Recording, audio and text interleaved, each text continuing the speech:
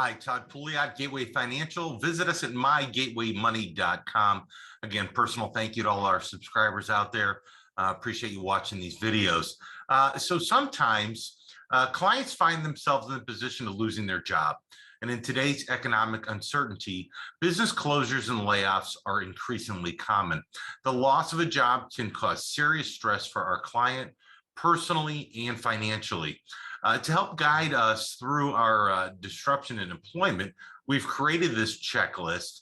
What issues should I consider if I lose my job?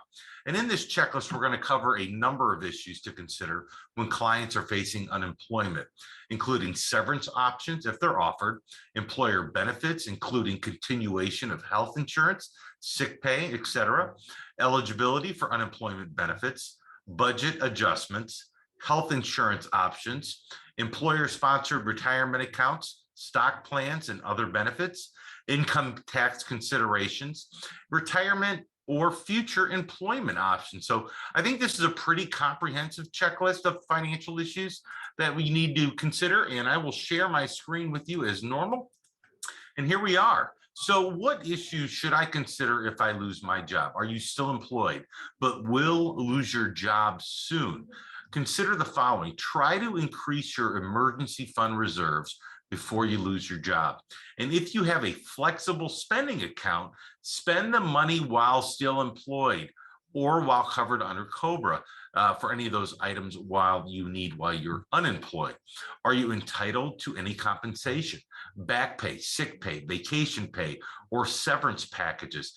If so, consider confirming details with the HR department. Were you laid off, downsized, or was your position eliminated? Depending upon the terms, your termination, and your state's laws. I do want to make a very strong point there.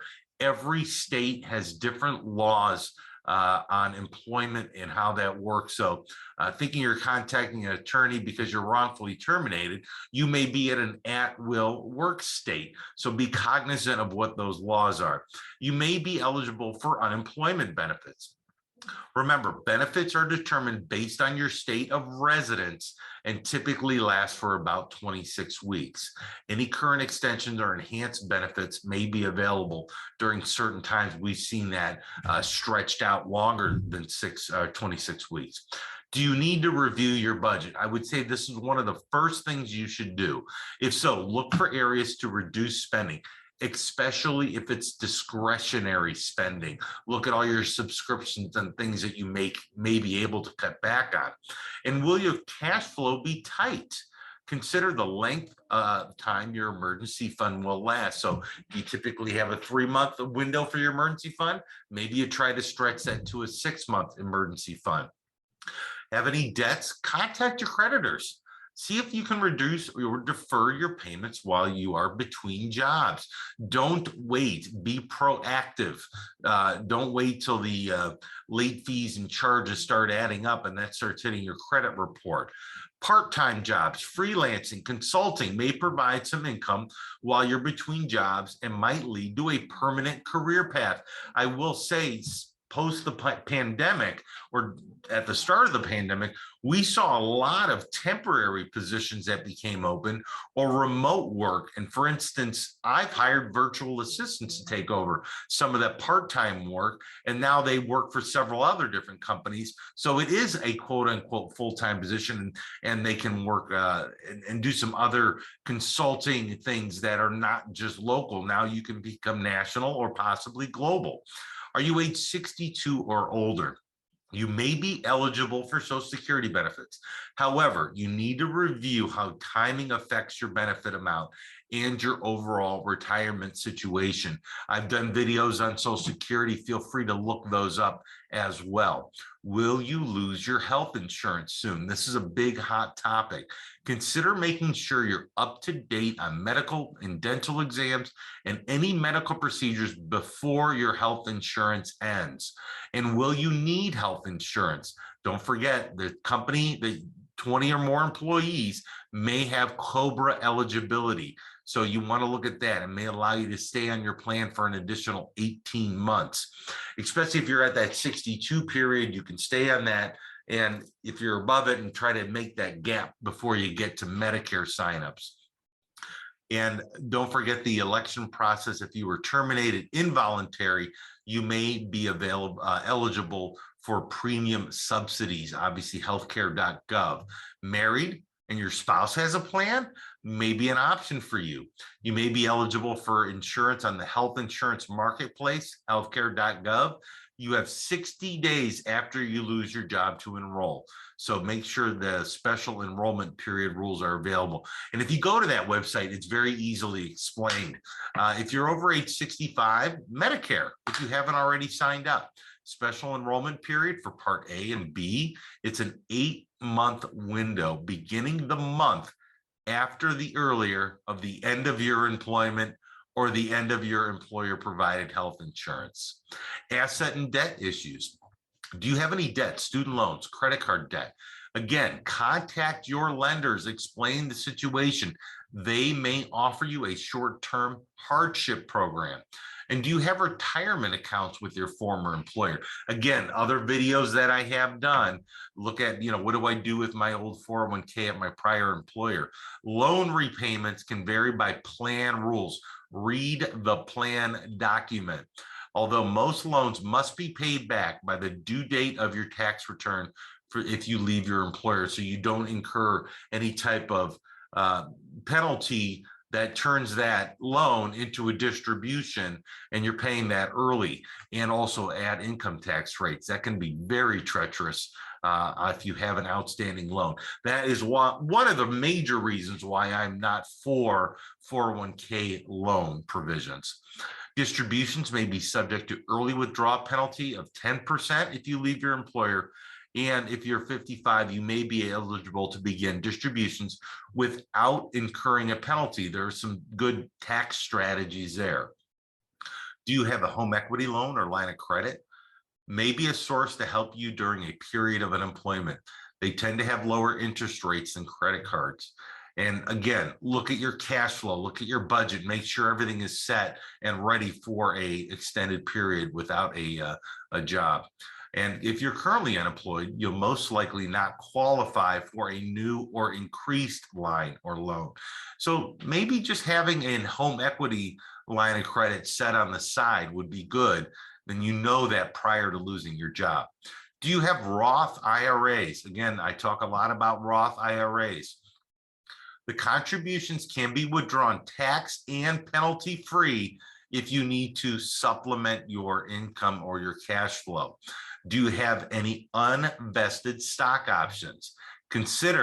Review the equity plan document, read the plan document, as you will likely forfeit some or all of these stock options.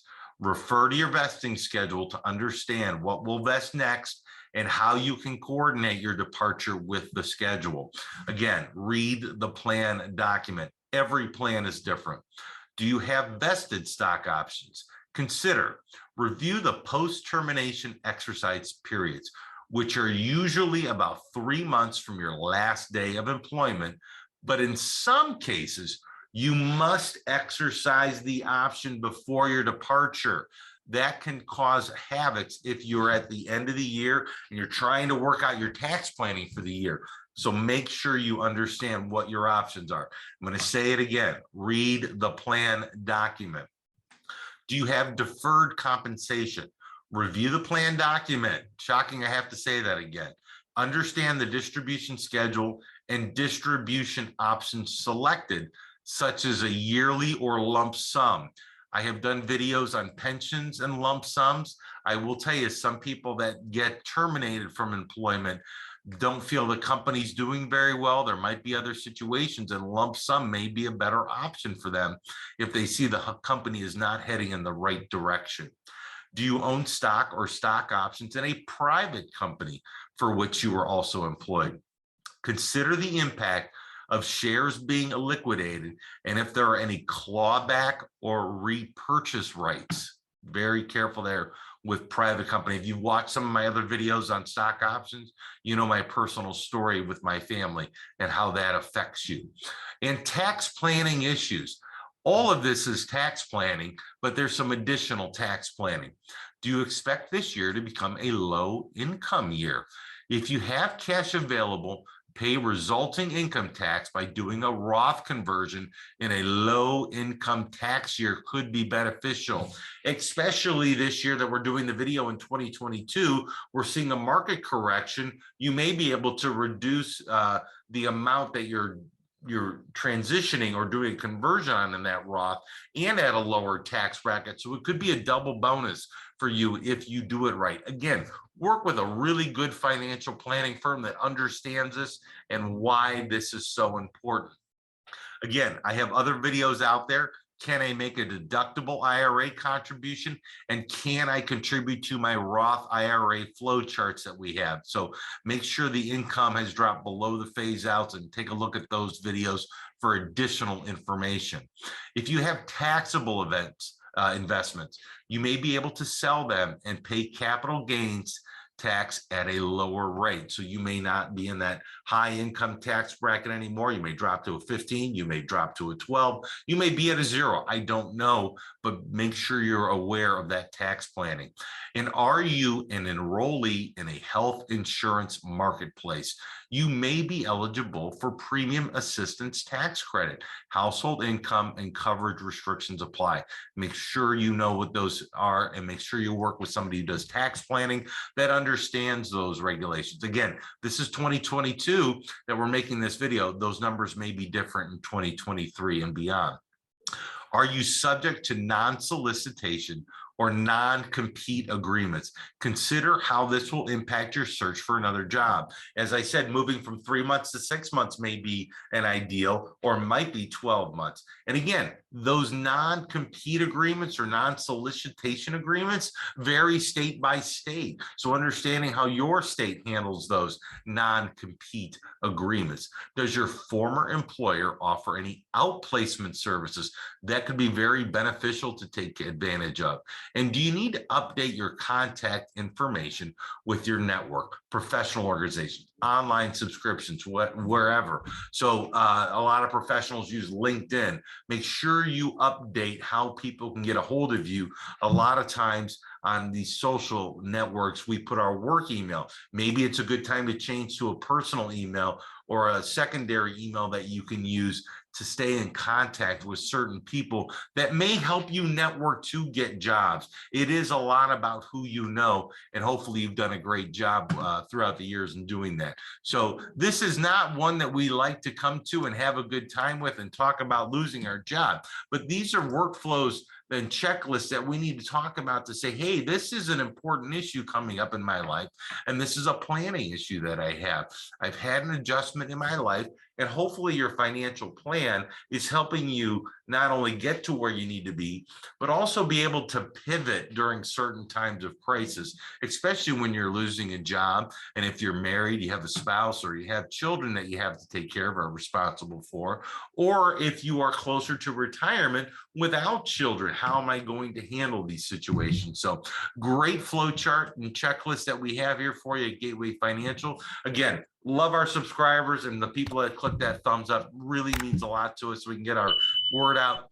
We just want to bring you these videos and show you in layman's terms what a lot of these planning issues are that are out there. And it's not just all about investments. It seems like that's such a small part of what we get to do on a daily basis, but transitioning from somebody who has lost a job, walking them through those steps and getting them to the next phase and the next job. And who knows, when one door closes, another one opens. So take advantage of that. Thanks for your time here. I will appreciate you being here and watching. Love you guys that have subscribed, and we'll keep bringing these quality videos, and hope you have a great day. Be well.